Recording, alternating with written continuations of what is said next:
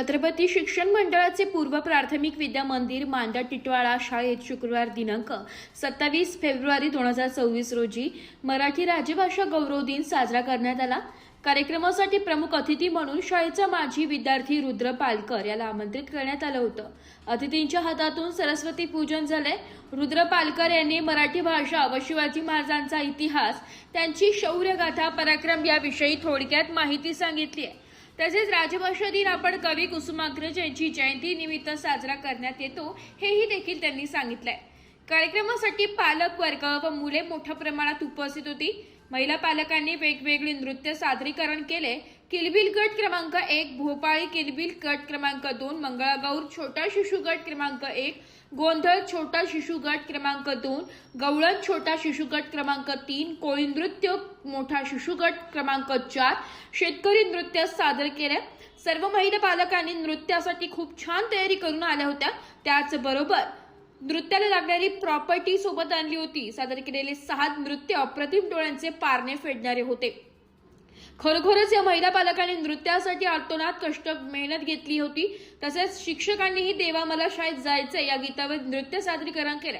त्याचबरोबर काही महिला पालकांनी मराठी राजभाषा या विषयावर भाषण केले, गीत गायन कविता सादर केल्या। तसंच ही जन्मभूमी ही कर्मभूमी हे गीत तबला पेटी खंजिरी यांची साथ घेत गाणे सादर केले। त्याचबरोबर 26 फेब्रुवारी 2024 रोजी शाळेत मुलांकडून राजभाषा गौरव दिनानिमित्त उपक्रम करून घेण्यात आला। तुतारी घोषवाक्य मी मराठी झेंडा तलवार सरस्वती या चित्रांवर रंगकाम कोलाज काम करून घेतलंय। मुलांनी रंगकाम कोलाज काम खूपच आवडीने व सुंदर असे केले। शाळेच्या मुख्याध्यापिका नम्रता चौधरी मॅडम यांच्या नियोजनाखाली आजचा कार्यक्रम खूपच छान पार पडला। Bureau report, Titwala news, Titwala. मायभूमी आणि मातृभाषा या 3 बिंदूंचा त्रिकोण।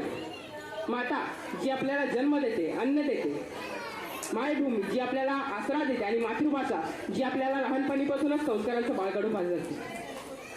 अशी ही मातृभाषा आपली मराठी भाषा आज जर आपण अंगीकारली नाही तर आपण इतर कितीही भाषा शिकलो तरी आपलं आयुष्य समृद्ध होईल का, हा भला मोठा प्रश्न आपल्या समोर आहे।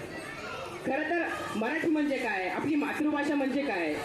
ज्ञानेश्वरांनी रुजवली ती भाषा मराठी, शिवरायांनी टिकवली ती संस्कृती मराठी। ज्ञानेश्वरांनी रुजवली ती भाषा मराठी, शिवरायांनी टिकवली ती संस्कृती मराठी। संतांनी वाढवला तो वाण मराठा आणि आमचा अभिमान तो म्हणजेच मराठा, आमचा अभिमान तो म्हणजेच मराठा। आपल्याला लाभलेली वैभवशाली मराठी भाषा किती प्राचीन आहे। मराठीची गंगा प्राकृताच्या पर्वतातून निघाली, परंतु तिला ज्ञानाचं स्वरूप मात्र ज्ञानेश्वरांनी दिलं। आता अवघ्या 16 वर्षाची मुलं पबजी खेळण्यात व्यस्त आहेत, परंतु माझ्या ज्ञानेश्वरांनी अवघ्या 16 वर्षात मराठीची बोलू कौतुके परी अमृताचीही पैजे जिंके अशी ज्ञानेश्वरी दिली आणि त्यांनी मराठी स्वर समृद्ध करण्यासाठी पहिली दार उघडली।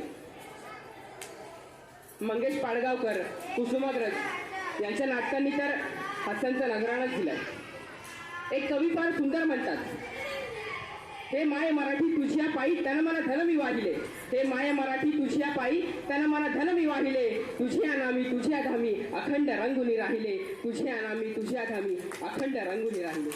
हे माय मराठी तुझ्यासाठी वात होऊन जळते मी, हे माय मराठी तुझ्यासाठी वात होऊन जळते मी, कणा कणाला क्षणा क्षणाला अखंड रंगुनी राहिले मी, अखंड रंगुनी राहिले मी। पण आज त्याच मराठी भाषेची काय अवस्था आहे।